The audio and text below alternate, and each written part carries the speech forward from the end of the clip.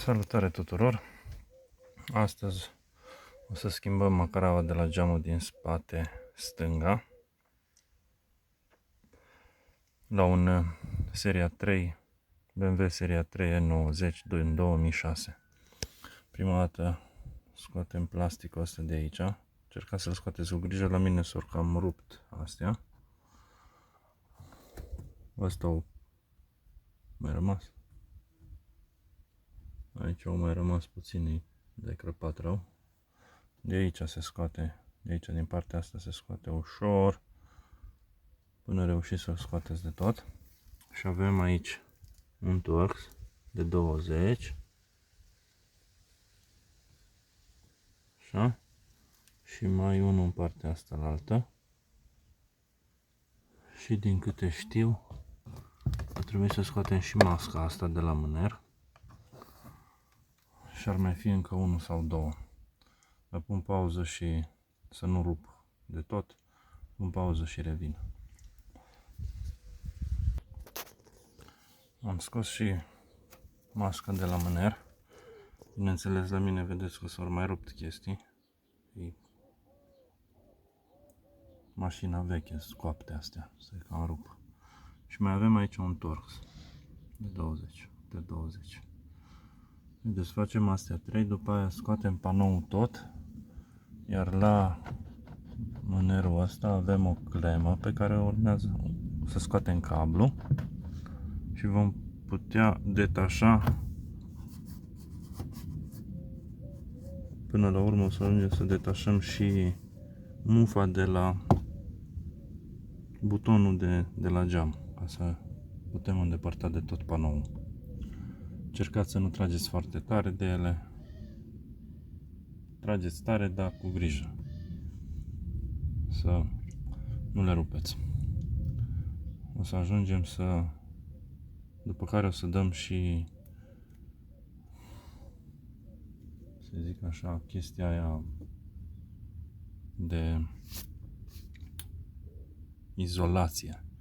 Aia iară trebuie avut grijă cu ea, că dacă nu mai puneți cum trebuie, vă poate intra apă în mașină, nu mai izolează cum trebuie. Sunt tot felul, este pastă din aia ce lipici din ăla, dar eu nu am, o să încerc să dau cu grijă. Mă pauză și revin. Am reușit să dau asta jos. Singura chestie, astea mai au garnituri pe aici. Unele se cam rup. La mine s-au rupt și astea. Unele. Una, două capse s-au rupt. Eu știu că am avut, dar nu le mai găsesc acum, nu știu pe unde sunt. Ideea e destul de ușoară. O să văd. Când dau ăsta jos, sper să nu-l belez de tot. Da. De lene să mai scot un rahat. Am înghesuit aici.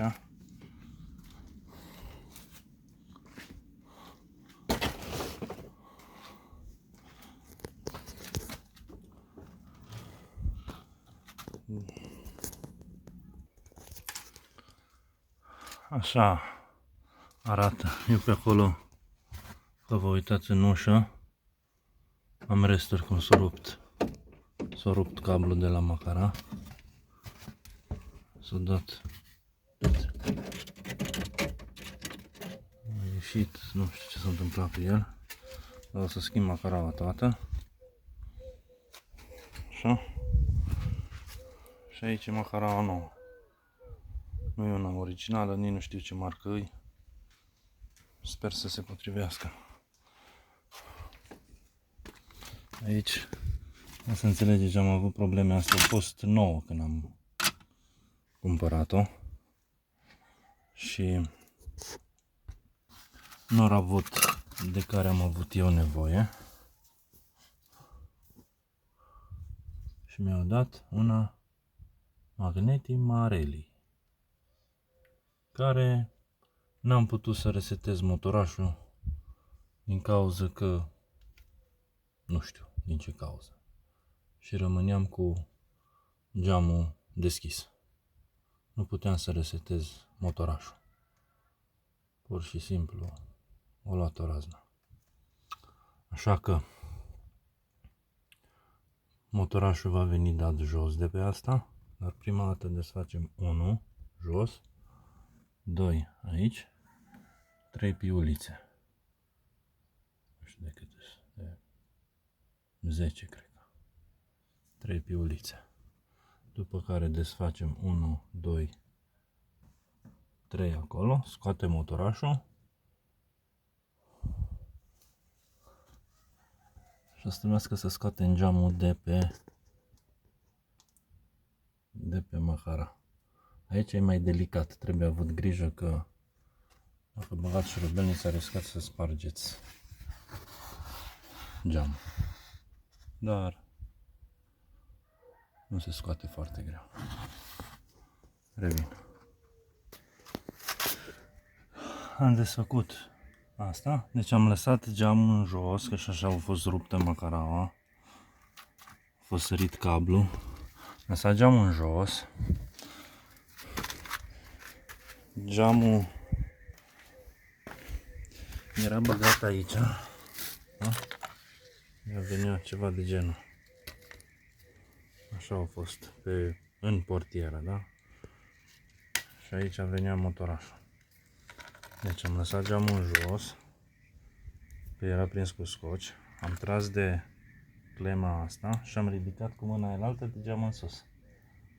Geam pe care l-am lipit înapoi sus. Da? Să nu-l scap în ușă. Foarte important să nu-l scăpați în ușă, că intră greu înapoi. Așa. După care am desfăcut șuruburile alea 3, piulițele, 2, 3. Am scos mufa de la motoraș, se scoate ușor. Și am extras macaraua cu tot cu motoraș afară.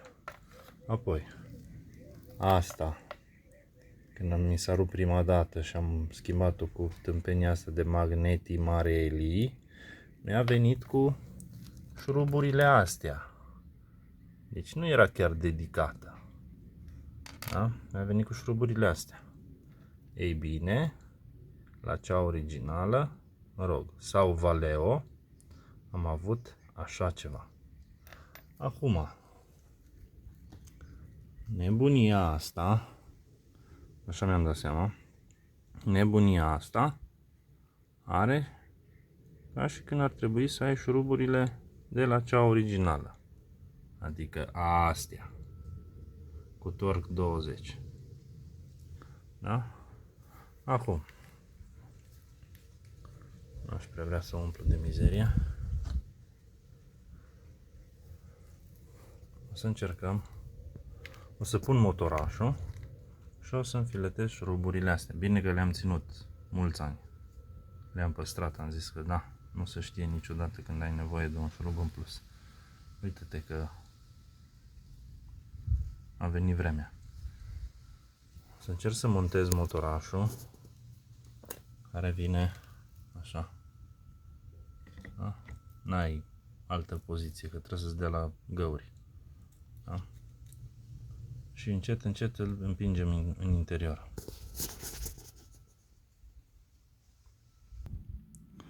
Am pus motorașul și am prins și șuruburile. Ideea e că șuruburile astea, care sunt și cele originale, sunt ca autofiletantele alea. Înfiletezi și își fac ele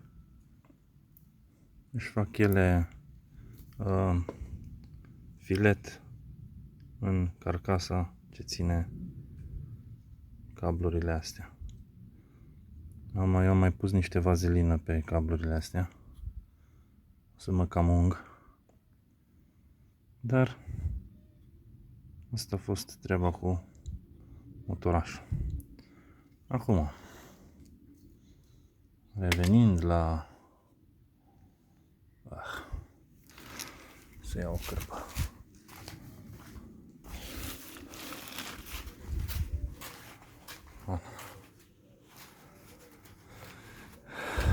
Revenim la treaba cu montatul înapoi.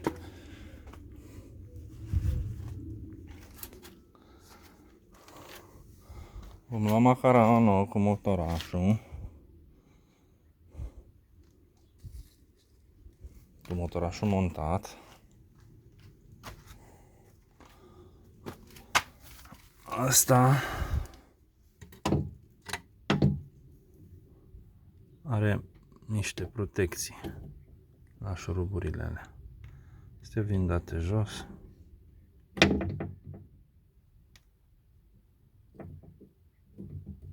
Vin date jos.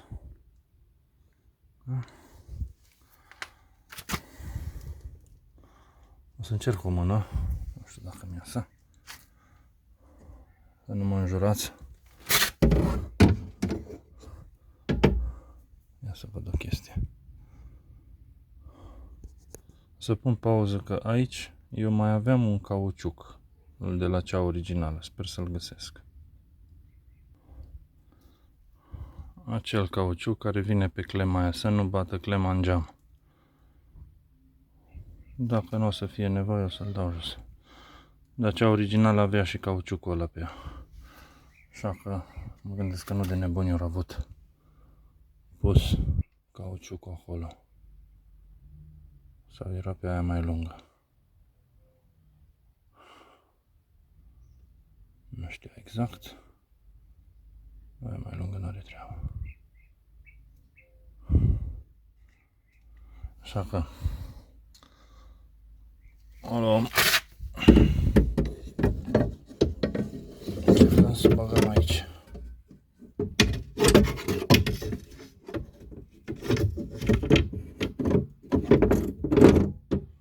Iar ar trebui să se potrivească la fix.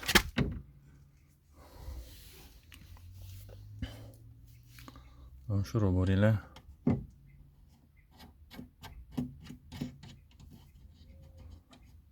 Piulițele astea. Le punem înapoi.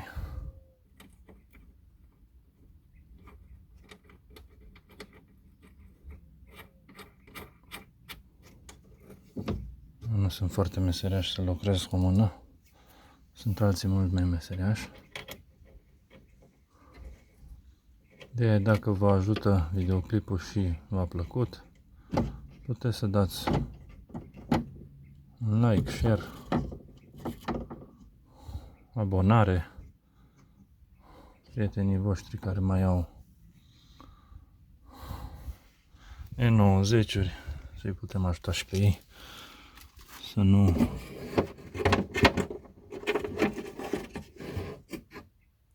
mai aruncăm din gunoaie, nu? Astea de la cea veche. Asta a fost la cea originală.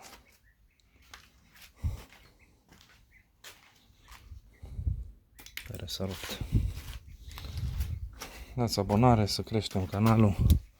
Dacă vreți să mă ajutați cu donații pentru lucrări mai costisitoare unde nu pot ajunge eu,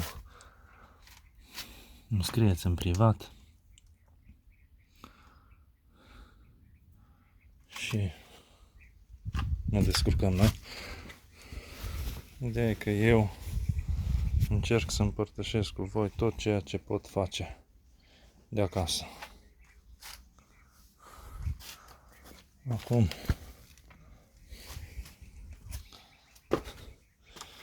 să punem înapoi cheia de 10, că este de 10, să strângem piulițele.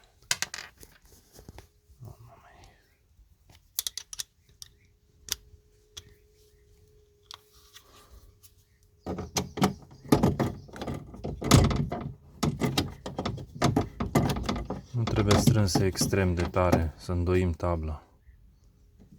Strânse, să fie strânse la maxim și să stea fixă.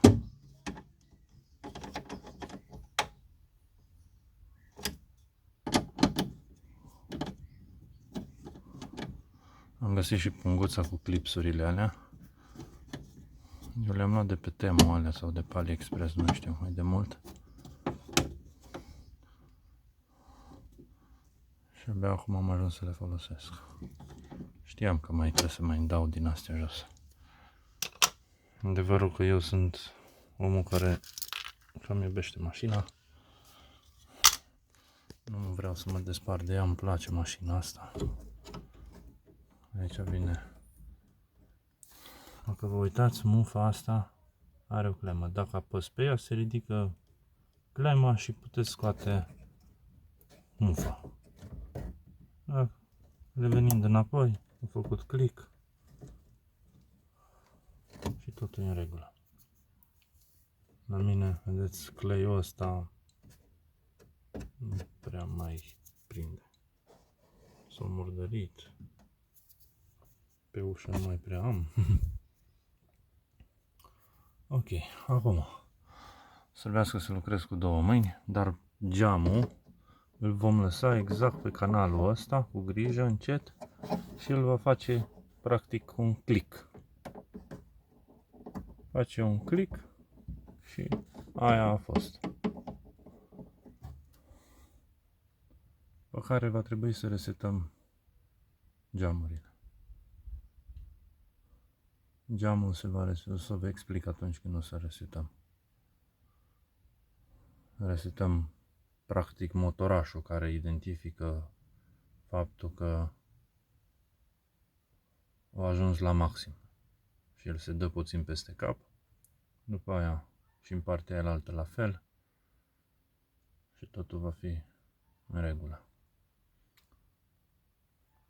Acum o să pun pauză că nu pot să lucrez cu o mână, să țin de geam. Sau hai să încercăm.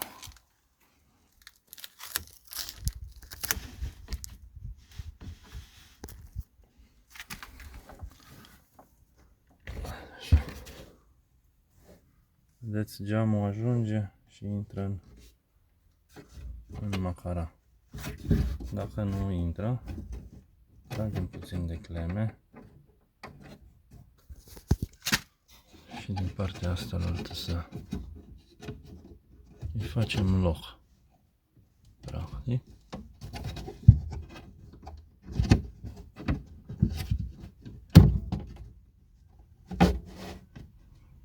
Așa. Ar mai trebui puțin a treia mână, dar nu-i. Pun pauză și revin. Dar el trebuie să se așeze bine în macara. După cum am spus, aici în partea asta are geamul o gaură. Nu știu dacă se vede. Are aici o geamul o gaură în care intră clemuța aia de acolo, capătul ăla de clemă și ține geamul fixat de partea asta de plastic. Deci este o clemuță acolo care intră în gaură. Aia trebuie neapărat să fie poziționată cum trebuie. În rest, cam asta a fost. Voi încerca să resetez acum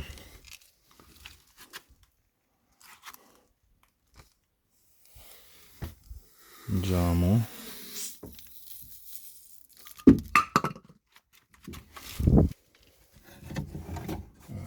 Partea asta.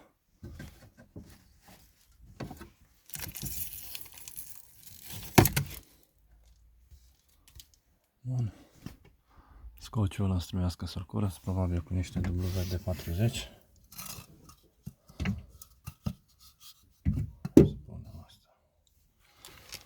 Așa.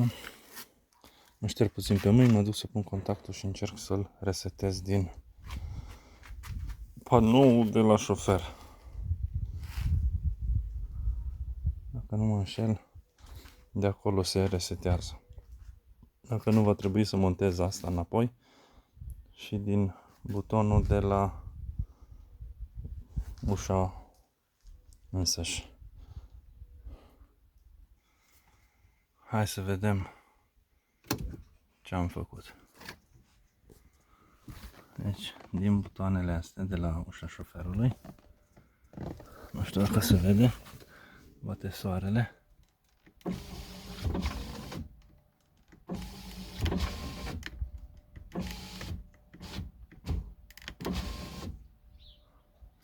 Ținem lung acum.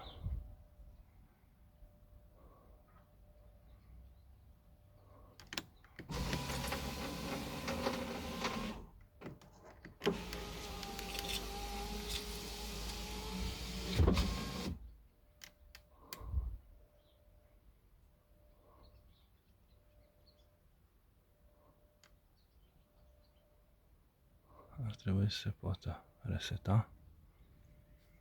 Nu știu exact cum.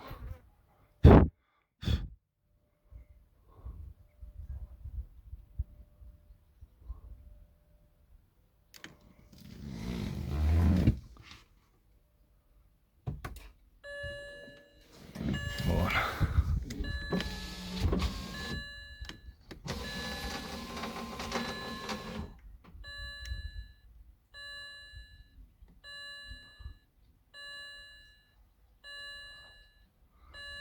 Nu dă niciun răspuns.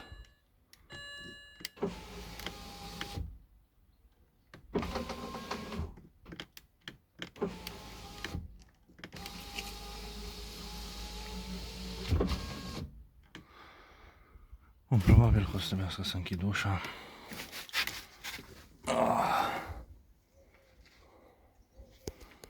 Vedem imediat. Am montat ușa înapoi.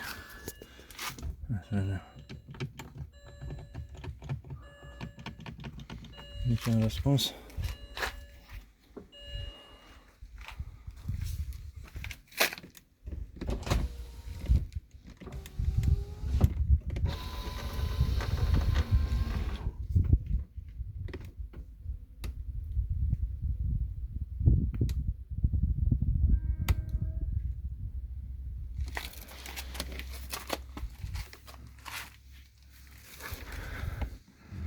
Știu că se ține lung, dar nu știu exact câtă vreme.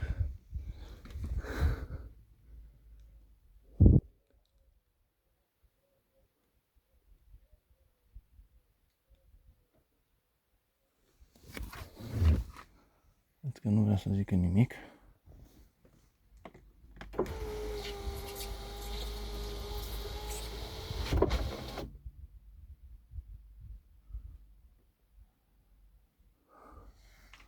Am dat în sus. Mic.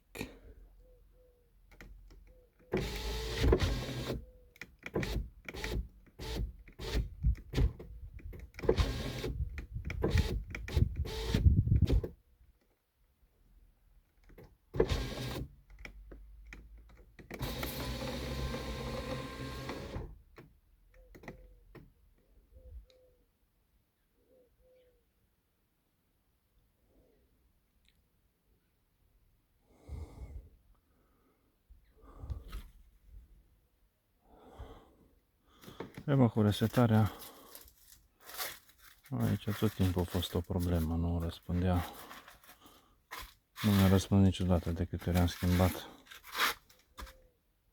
astea, geamuri, asta macaraua, am schimbat și pe dreapta spate, mi-a schimbat una și pe față și tot degeaba, nu mi s-a resetat motorașul.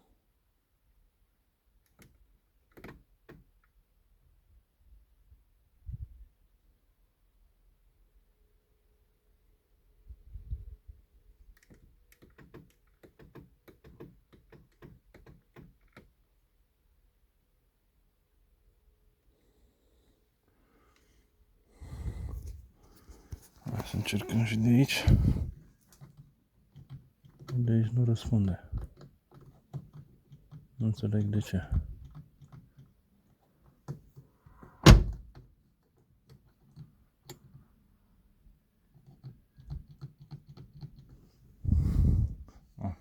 Da. Erau geamurile blocate în spate.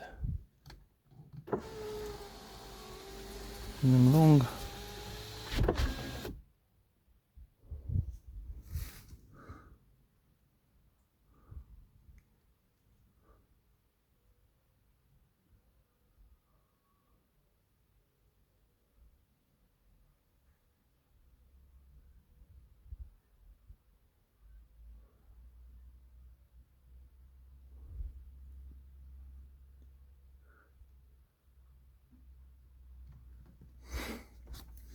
Da.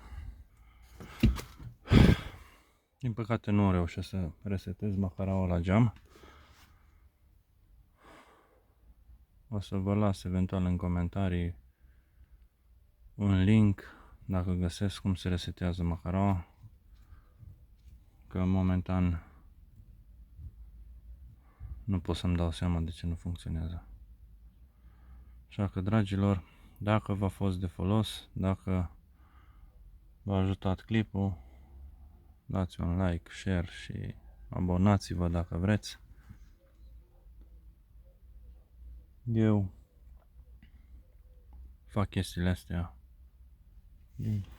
pur și simplu că îmi place să le fac singur. Apoi tot ce reușesc să fac singur împărtășesc cu voi, să reușiți și voi să vă distrați, să zic așa. Vă salut și pe data viitoare.